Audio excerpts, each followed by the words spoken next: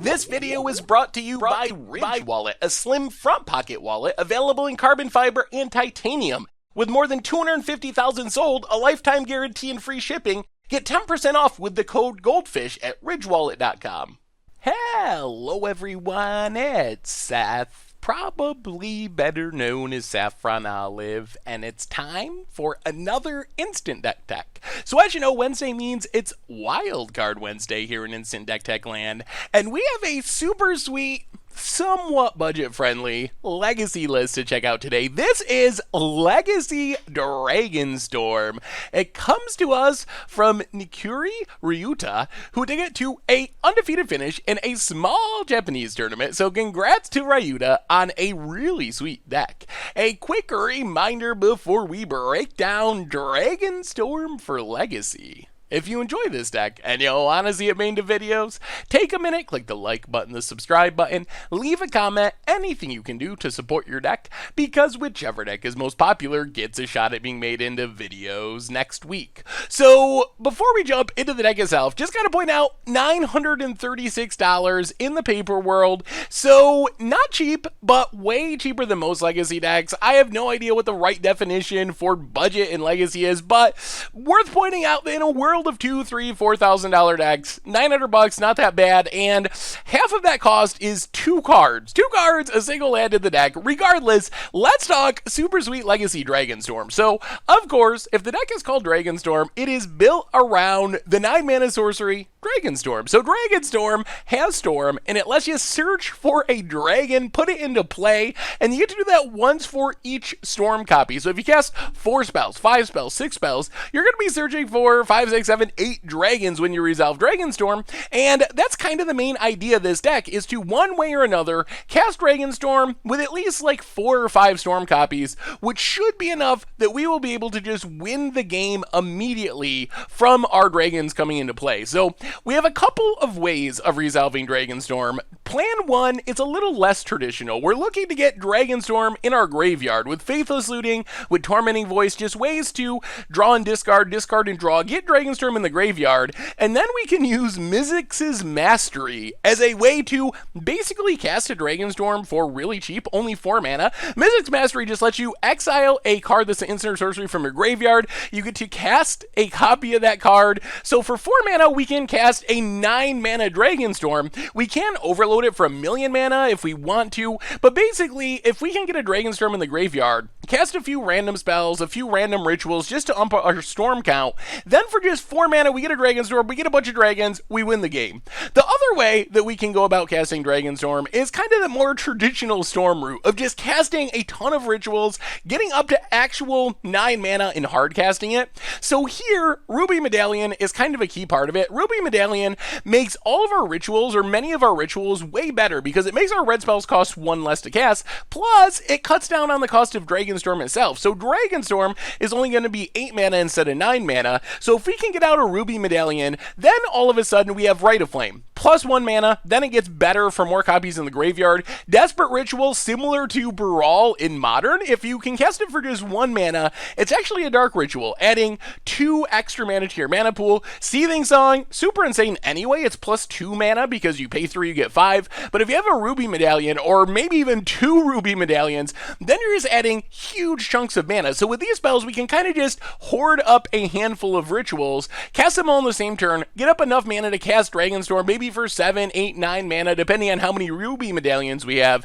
And the other upside of this plan is all the rituals are upping the storm count anyway, so we're naturally getting a high storm count, casting Dragonstorm, getting our dragons to win the game. So what dragons are we getting with Dragonstorm? And this was pretty simple and straightforward. So we have a total of 6 dragons in our deck. Thundermaw Hellkite Glorybringer give us hasty attacking dragons. So let's say we cast Dragonstorm X5, we can get 2 Glorybringers, 3 Thundermaw Hellkites. That gives us more than 20 power of hasty dragons, plus these dragons are going to get blockers out of the way. Thundermaw Hellkite going to shoot down any random flyers, 2 copies kills Delver, 1 copy kills Lingering Souls, because it's dealing 1 damage to any flyers, also making them tap. Glorybringer can shoot down something that happens to survive, so this gives us just hasty attacking dragons. And then Bogart and Hellkite, while it isn't actually a hasty dragon, it sort of is, because it deals 5 damage damage divided as we choose when it enters the battlefield. So even though it can't attack right away, we still are getting that 5 damage right away. So if we can get at least 4 dragons, we should be able to win, like 3 Thundermaw Hellkites and Bogarden Hellkite. That adds up to 20 damage. If we get up to 5 dragons, we have a little safety net. If we get to 6 dragons, we should win through basically anything. And the really sweet part of this deck is our finishers are actually castable. Like, it is a legitimate plan in our deck to maybe play a Ruby to Medallion, play a Seething Song, and just slam a really quick Thundermaw Hellkite and kill our opponent as a weird sort of Dragon Stompy deck. So instead of having all these really huge uncastable dragons, we can just play kind of like this weird mid-rangey deck where we got some rituals, we play some dragons, we play some Chandras to generate value, draw us card, kill our opponent stuff. Chandra Torch of Defiance can be a ritual, can be removal, can be card advantage. Chandra Flamecaller wrathing the board, attacking for 6 right away with Hasty Elementals. So these are cards that allow us to play kind of this weird Dragon Stompy type deck. So we can Dragonstorm, we can Mizzix Mastery, but we can also just cast Chandras and Dragons and play like a really fair mono-red Stompy deck and kill our opponent that way. Our other backup plan is Empty the Warrens, which if we have all these storm spells, it's just kind of a free roll, making a bunch of goblins. Sometimes we will just cast a bunch of rituals, make like 10 or 12 1/1s, and 10 or 12 1/1s is enough to win a lot of games on its own, especially if we can do this like on turn 2, like just ritual, Empty the Warrens. That's going to beat a lot of players on its own without even considering the dragon part of our deck. As far as the mana base, we have a lot of lands that add 2 mana. Ancient Tomb, City of Traders, Sandstone Needle give us additional ramp. City of Traders, unfortunately, you saw the price tag in the intro, just under $1,000.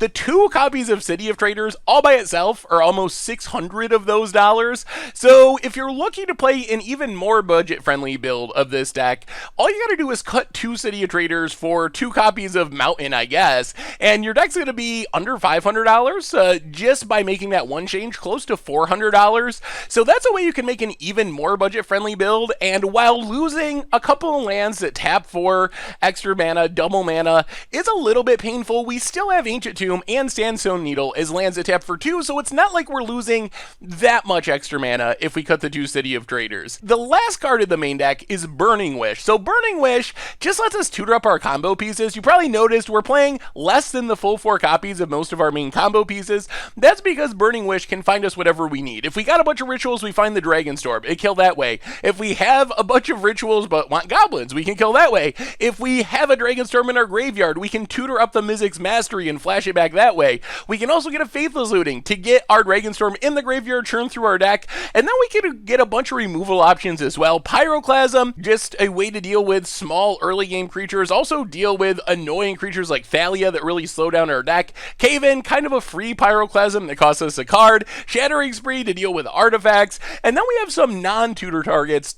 Tormod's Crypt to deal with our opponent's graveyard, Defense Grid to fight through counter spells, just basically takes Force of Will and Spell Pierces and Flusterstorms more or less off the table because they're so expensive, and then Scab Clan Berserker is our way to fight combo decks, basically a one-sided Eidolon of the Great Revels. It allows us to still play our spells and still combo off without killing ourselves, but also makes it so our Stormy opponents that are looking to do the same thing, as long as we get it renowned, can't combo off on their end because they gotta take 2 damage whenever they cast a non-creature spell. And that is Dragonstorm for Legacy, and that's been our Instant Deck for today. So thank you so much for watching. I hope you enjoyed the video, and I will talk to you soon. Thanks for watching the video. If you enjoyed it, help us out by clicking that like button down below.